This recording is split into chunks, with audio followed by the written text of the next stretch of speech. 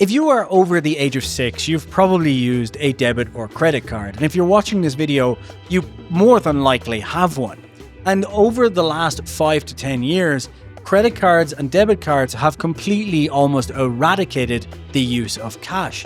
But I bet a lot of you, like me before making this video, had no idea where credit cards started or even came from. But thankfully, the Jason Hassett Show is here to help as we dive deep into another topic this week where we're going to find out the entire history of the credit card. So swipe yourselves into that seat, dial in your PIN and charge a cup of coffee. Let's just get into it. Do it live! I am not going to exploit. A Pizza Express in Woking. Your line of questioning is transphobic. Now watch this drive. Fucking thing sucks! Hello and welcome back to the Jason Hassett Show. And I realized immediately that wearing a white t-shirt on a white background was a mistake. But nonetheless, what we're going to talk about today is something interesting to me because the other day I was having a thought. We use credit cards all the time now. And in fact, we use cards, debit cards, credit cards, charge cards, whatever you want to call them, more than we use cash nowadays. But I have no idea where they started. So I thought, why don't we hop in to the history of credit cards?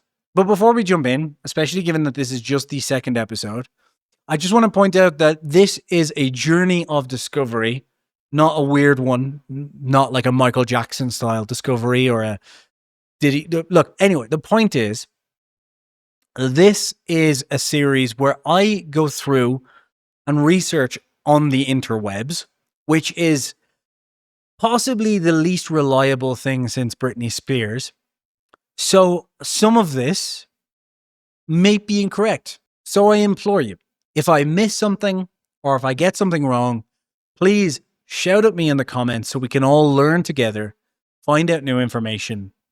And without ado, let's get to the Jason Hassett Show. This is the history of credit cards. So we're starting our history recently, around 5,000 years ago, where long before plastic cards exist, early civilizations used primitive credit systems.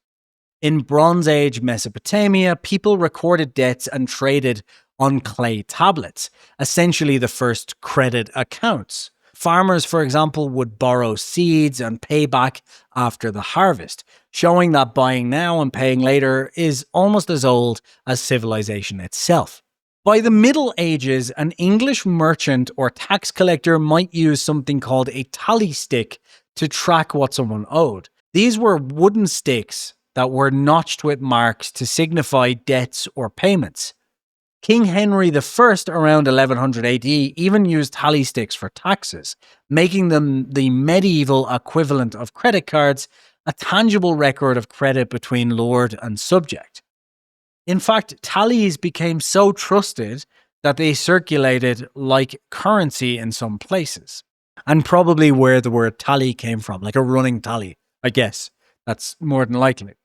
For centuries, everyday credit was informal. Local shopkeepers kept ledgers and essentially notebooks recording who owed what and when.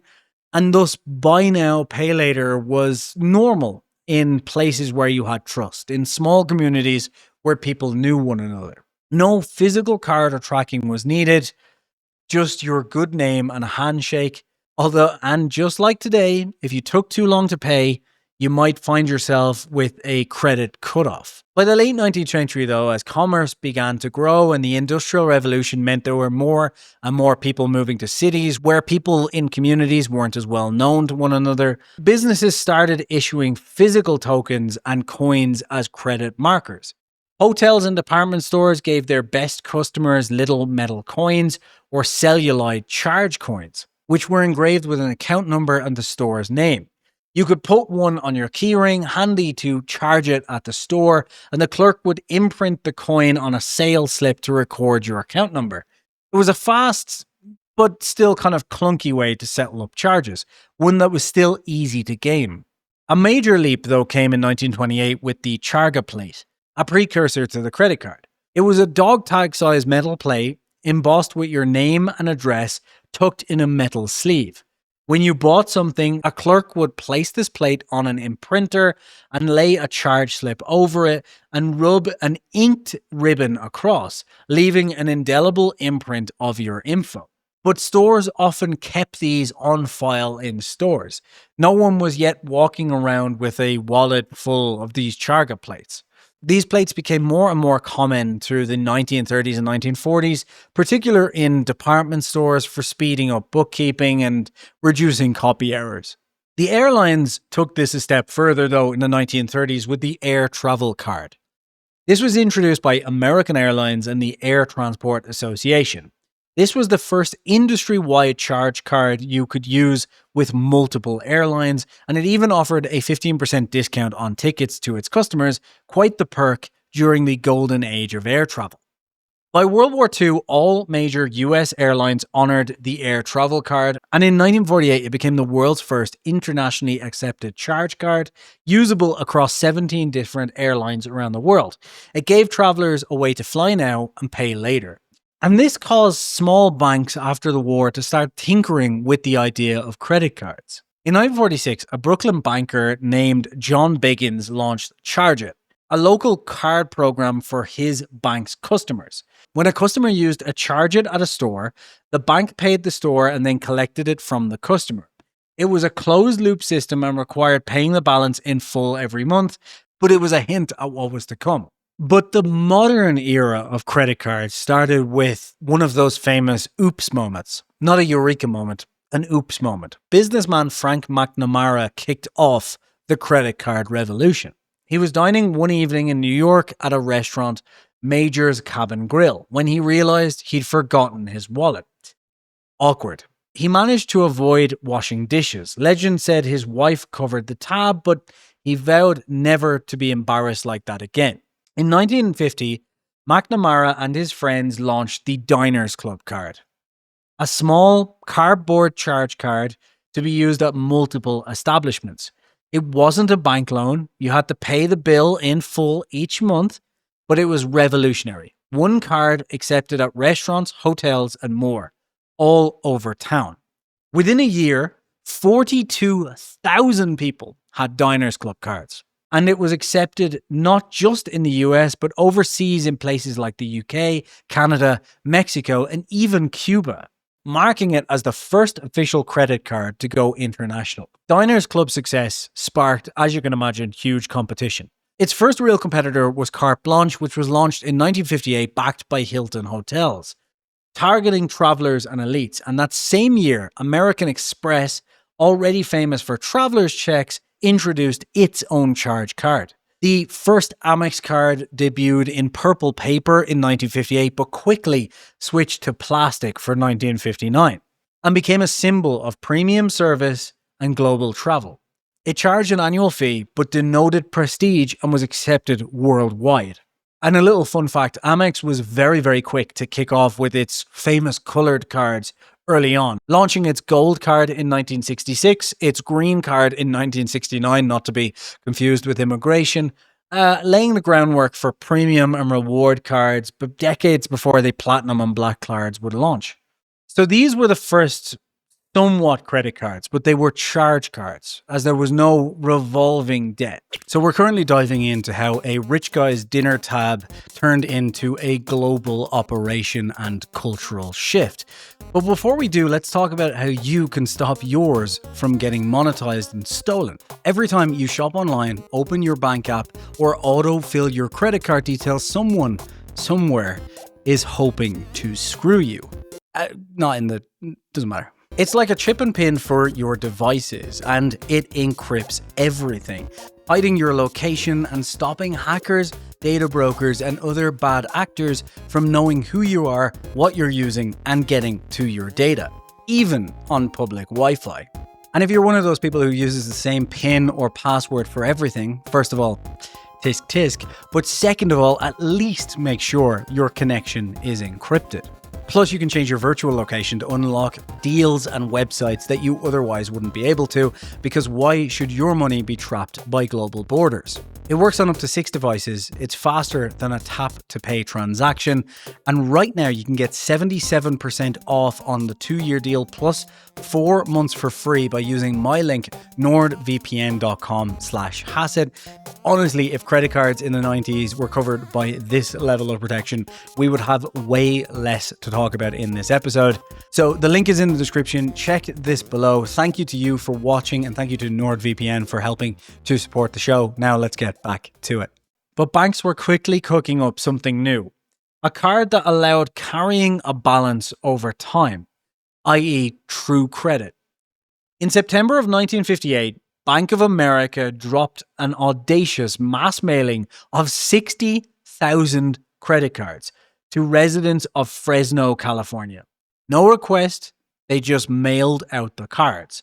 This Bank Americard was the first successful general-purpose credit card issued by a bank. It solved the classic chicken and egg situation by seeding the market.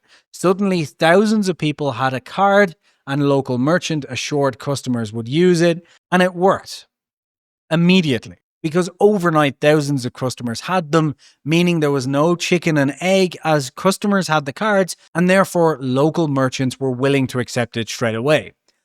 As you can imagine, though, blindly mailing 60,000 credit cards caused quite a bit of fraud. But the gamble worked. By the mid-1960s, Bank Americard was being licensed to banks in other states, and it proved that revolving credit, where you could pay off your credit over time for a fee with interest, had huge consumer appeal. Quick side note on that though, by the 1970s, regulators had clamped down on this, banning the mailing of active credit cards after major frauds and 100 million active credit cards being flung across the country. By the 1960s, everyone wanted in on credit cards. In 1966, Bank of America's licensing inspired other banks to band together, and a group of Californian banks formed the Interbank Card Association and launched Mastercard as a direct competitor to Bank Americard. Big players like Wells Fargo and the Bank of California joined, and Mastercard spread nationwide. Not long after, in 1969, Mastercard got a boost when New York City Bank merged its fledgling card program, the Everything Card, into the Mastercard system. These two networks, Mastercard and Bank Americard, would go on to be the two big players in this world. Bank Americard would later be known as Visa, and Mastercard, as you've probably guessed, would end up being Mastercard. This happened in 1976 and 1979, respectively. Credit cards weren't just a US thing, though. On June 29, 1966, Barclays Bank in the UK introduced their Barclaycard, which was the first credit card in Europe. It was actually based on Bank Americard's system, pretty much one for one, and arrived with a lot more skepticism in Britain than the Bank Americard had in the US.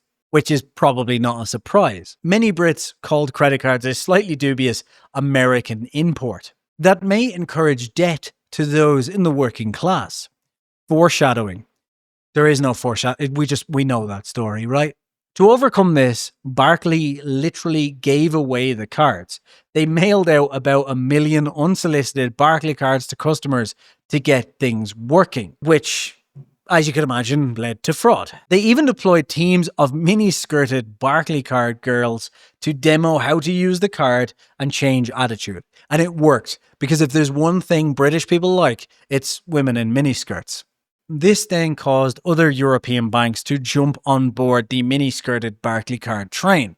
And in 1964, a Swedish banker introduced Eurocard as a European alternative to American Express. By the late 1960s and early 70s, credit cards had begun appearing in Canada, Japan, Mexico, and beyond. Japan's JCB, Japan's Credit Bureau card, launched in 1961, eventually growing into a major Asian card brand. And in Latin America, Mexico's Banamex launched their first card as a very early adopter with the Banco Mágico. Throughout the 60s and into the early 70s, the credit cards were very, very basic pieces of technology. If you brought something with a credit card, the clerk would break out something called the imprinter, a clunky device that went ka-chunk, ka-chunk, more or less. They'd put your credit card into it, and a carbon paper charge slip basically took a print record of the charge with your name on a slip. And if you've ever heard an old person called it a zip-zap machine, that's why, because sometimes they would make a zipping sound as well. These imprinters were ubiquitous until electronics took over later on. And in the 70s, the credit card began to start its path down that technological milestone revolution of becoming much, much, much more complex over time. One of the coolest behind the scenes innovations was the magnetic strip on cards, which was first thought up in the late 1960s by Forrest Perry, an IBM engineer who figured out how to attach a strip of magnetized tape to a plastic card. Legend says he tried to glue and failed until his wife suggested using her iron to melt it on. By the early 1970s, mag strips on credit cards became kind of the industry standard. What that strip stored was your account data so that cards could be read by machines, allowing for the first time electronic authorization of purchases. This led to the development of electronic terminals and dial-up systems that could verify a card in seconds rather than the clerk calling it in or checking against a printed list of stolen cards, and therefore it turbocharged the credit card industry. Another invention which started in 1967 in the late 60s but really kicked off in the 1970s thanks to credit cards was the automated teller machines, or ATMs.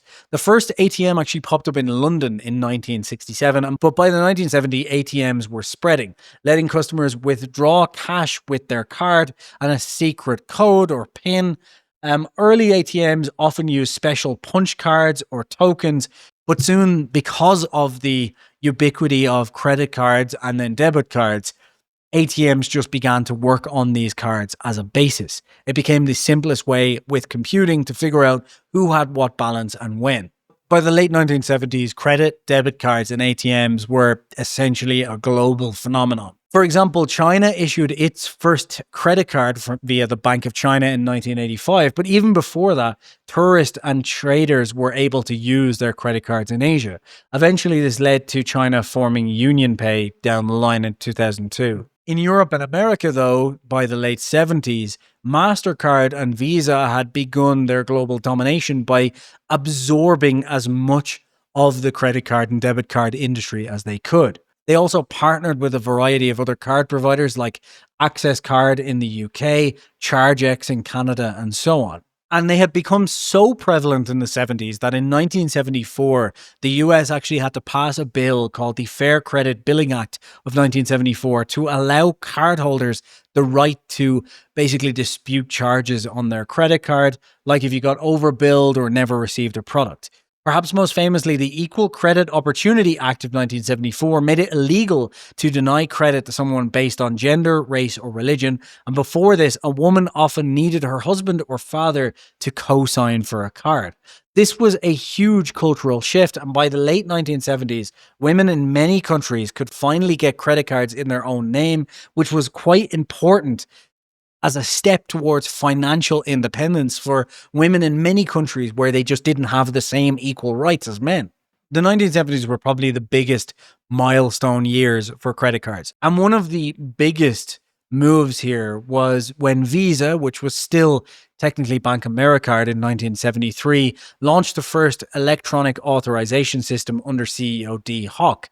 Visa built an advanced computerized clearing and settlement network that meant no more mountain of paper slips moving around for each purchase, and charges began to get approved, accounted, and billed using mainframes. Still, the computers were expensive and slow and so on. So while this was available and allowed for, more and more rural access to credit cards and so on, it was still long into the 80s before this would become ubiquitous. The 1980s brought a credit card explosion, both in usage and in cultural zeitgeist. Flashy gold cards became status symbols.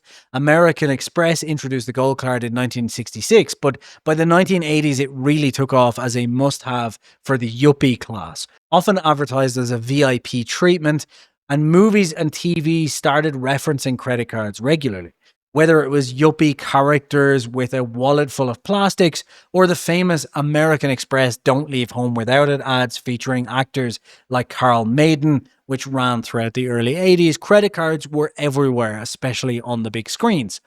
That tagline became so well known that it appeared in films and comedy sketches, even in hip hop and pop songs of the late 1980s. In 1985, US retail giant Sears decided to launch its own credit card network with the Discover card. Discover made its splashy entrance to the world during a 1986 Super Bowl ad, and its big selling point was no annual fee and cashback reward to customers who purchased items in its stores. Earning money for using your credit card was a novel concept at that point, and Discover's 1% cashback bonus pushed competitors to up their game in response.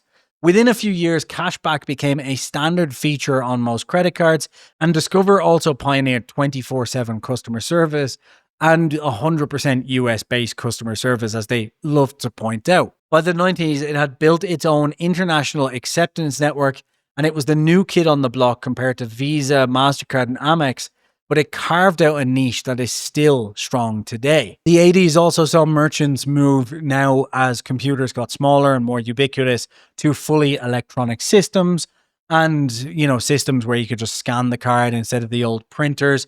Early point of sale terminals were introduced where you'd swipe the card's mag strip. The terminal would dial up automatically for approval through phone systems, printing out a receipt. By mid-decade, most big retailers had these systems, which significantly cut down on fraud. Credit scoring also rose to prominence, and in 1989, Fair Isaac Corporation introduced the first general FICO score for credit scoring.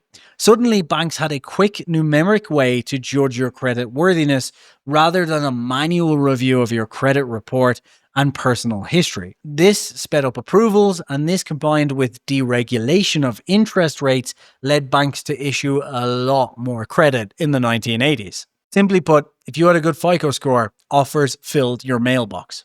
If you had a bad score, you probably didn't know about it yet because it would be a long time before customers could check their own FICO scores.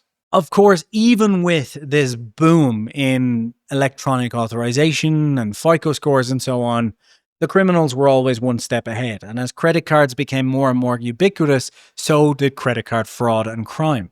In response to this, Mastercard and Visa in 1987 introduced printing a hologram on their cards.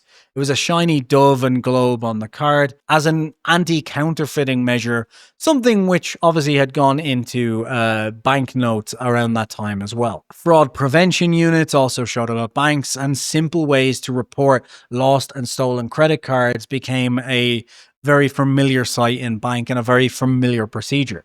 In the US, though, as fear of credit card theft and fraud started to become kind of prevalent, most banks also introduced a system whereby they would insure the cards, and therefore you would only be liable for up to $50 if there was some unauthorized charges. By 1989, Visa had introduced the concept of the first CVV1 code, which was encoded on the mag strip. This was to detect counterfeit cards at point of sale, and was experimenting with CVV2 codes, which would end up being a 3-digit code printed on the back. These were measures to help verify with card not there transactions, for example, over the phone or shortly down the line over the internet. Huge milestone for credit cards came with the internet. On August 11th, 1994, a young entrepreneur, Dan Cohen, made what's widely considered the first secure online purchase. He sold a Sting CD, 10 Summoner's Tales, to a friend in Philadelphia for $12.48 plus shipping, paid for by credit card over an encrypted connection. Cohn proudly quipped to the New York Times that even if the NSA were listening, they couldn't get his credit card number. I believe as well the guy who came up with the code to check whether a credit card number was valid originally made it so that he could charge for adult entertainment online. It's covered in the movie Middlemen. Not sure how much of it is true, but definitely something to maybe cover on this channel going forward. Let me know if you want me to in the comments. Within years, we had Amazon, eBay, and a booming e-commerce section online, fueled by the fact that you could charge credit cards reliably. The late 1990s also saw important advances to make online and electronic use a lot safer given this explosion. In 1995, Mastercard and Visa jointly rolled out SET, Secure Electronic Transactions Protocols, and this allowed for standard credit card info checking online, although it was complex and didn't broadly catch on. More enduring was the addition of CVV2 codes on the back of Mastercards and Visas around 1997, which required customers to provide that code for online and over-the-phone transactions. Visa also launched the Verified by Visa program in 2001, which prompts for a password or text confirmation during certain online checkouts, which was kind of a precursor to the two-factor authentication that we have today. And I'm sure most of you watching this probably have used that or remember it at some point. In the 1990s, in Europe at the very least, not so much in America, a 1986 invention, the chip, started to come into prevalence. You see, in 1986, France introduced their first major deployment of chip-based bank cards with the carte bancaire chip and PIN card. These had a small gold chip which securely held the credit card data and was locked by a 4-digit PIN for verification at terminals. This dramatically reduced fraud from lost and stolen cards, since a thief couldn't use the card without the PIN even if they had all of the numbers. In 1994, Europay, Mastercard and Visa formed the EMV consortium to standardize chip and PIN payments globally. By the late 1990s, chip PIN cards were common in Europe. For me, I remember these as far back as I can remember. Basically, when I was a kid in the 90s, born in 1989, every single card that I remember my parents using had a chip on it. US cards, though, wouldn't adopt this until much later, with a lot of them still not having them even into the 2010s. And the 90s also became a time when debit cards became a lot more prevalent and a lot more accessible, where basically everyone who opened a bank account got a debit card by that point, as ATMs by this stage were more or less on every street corner and not everyone had credits, especially young people. If the 90s built the online mall, the 2000s were when online shopping properly went mainstream. Credit card transaction volumes soared as Amazon, eBay, and countless e-commerce sites took off, and PayPal was founded at the end of the 90s in 1998, becoming significant in the 2000s by enabling people to pay each other and online merchants via stored credit cards and bank accounts, which added a layer of security and gave a lot more people the confidence to shop online, a place that at that point in time was still very much a wild west, especially for older customers. In 2004, the first credit cards with NFC and RFID technology popped in, showcasing contactless technology, which would become ubiquitous down the line. This was with PayWave and PayPass systems, which rolled out to select customers. The UK was a huge early adopter for this, pushing big for contactless in 2007, starting with £10 limits aimed at fast food transactions as well as public transport to allow people to pay quickly. And in Asia, Hong Kong's Octopus Card and Japan's Felica-based systems already had habituated people to just tapping their card to pay. Interestingly, though, this is one area where the US was really, really behind at adoption. Like in the early 2010s, people were already talking about paying with their telephones. All of Europe was tapping to pay and the limits were rising, while America hadn't even switched to chip and PIN yet. They were still using magnetic stripe cards, which is wild when you think about it, as the place where the credit card was first brought out. Thankfully in America, though, they did have one big win, which was in the wake of the 2008 financial crisis, when the Card Act of 2009 banned most kind of gotcha practices where you couldn't just raise interest rates or put kind of hidden costs on credit cards. Although, as always, there's workarounds with these sorts of things, but it banned a lot of the simple go-to ways of doing it. And in 2010, the Dodd-Frank Act's Durbin Amendment put caps on debit card swipe fees for big banks, affecting the economics of cards. And meanwhile, in Europe in the late 2000s, they began contemplating caps on interchange fees, which they eventually implemented in the 2010s. Less hidden fees, more transparency was basically the idea here.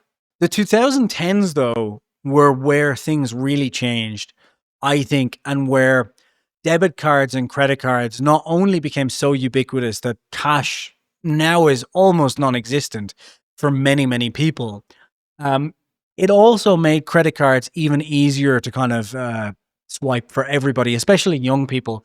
As in 2011, Google launched Google Wallet, which later became Android Pay and then Google Pay. And in 2014, Apple unveiled Apple Pay. This allowed customers to store all of their credit cards and bank cards on their phone and even tap to pay with their cards, which meant that you were basically tapping to pay with your phone and you're kind of using Face ID or your fingerprint. Your phone and your smartwatch could therefore do the job. And this also led to more confidence as tokenization took over, and therefore it was more and more difficult for fraudsters to get your credit card, as you weren't even entering a PIN at the terminal, you weren't even showing a card at the terminal or entering one where they could swipe it, you were just scanning your phone. This gave everyone huge confidence in credit card technology, and I think was kind of the final nail in the coffin for people just carrying cash day to day on a general basis. Obviously, overseas, there was WeChat Pay and Alipay and Samsung Pay gone in on this as well. And contactless everywhere really kicked off in the 2010s. 2010s also saw this become more prevalent with a lot more buy now, pay later options as fintechs swarmed the market and offered interest-free options on most websites so that you could buy things, for as little as $10 in 4 easy monthly payments. By the early 2000s, but mainly by the end of the 2010s, and thanks to more and more banks switching over to allowing you to bank online and integrating their systems with the internet, customers finally got access to their credit card scores for the first time without having to go through lots and lots of hassle. In most countries, users were now able to just log on and check their credit cards, which gave a ton more people financial independence and also allowed for them to start doing a lot of credit card gaming and playing with their credit card scores, which meant that a lot more people were ordering credit cards not to use them and run up credit, but simply to use them as debit cards and kind of as a sideline up their credit from that side. To end it off, though, as I've discussed, things like chip and PIN, things like tap to pay on your phone, and being able to use your debit and credit card worldwide obviously have moved us significantly from, the cash world that we lived in before to this very much credit card world. And I think probably the final nail in the coffin for this was the COVID-19 pandemic. 2020 kicked off with COVID-19, which oddly helped push more people towards contact and digital payment, as nobody wanted to touch cash during the initial weeks and months of the spread. Tapping pay with your card or phone became common even in markets which were slow to change before this, especially in the United States, where finally NYC subway payments switched to contactless. It also meant that given people weren't going out, e-commerce skyrocketed, which obviously pushed people more and more to get used to just paying with a card instead of paying with cash. And finally, there was crypto as well, but that's a story for a different one. So yeah, there you go. An interesting look into how credit cards came to be, and a lot of which I didn't know. I had no idea where the Visa and Mastercard brands came from, given that they weren't synonymous with any particular bank from the time, and also just how it built up year after year and why there's been a sudden drop off in cash compared to recent years. So hopefully you learned something and enjoyed this a little bit, and these are still the first couple, so they're going to be worse, but hopefully you guys give me some feedback and tell me what you'd like me to cover, and slowly but surely over the coming Saturdays, I can learn to make these better and better and better. Thank you for watching the Jason Hassett Show. Don't forget to subscribe, and I'll see you next week for another interesting or boring, who knows, insight into the world of information. Sure, let's end that way. Bye.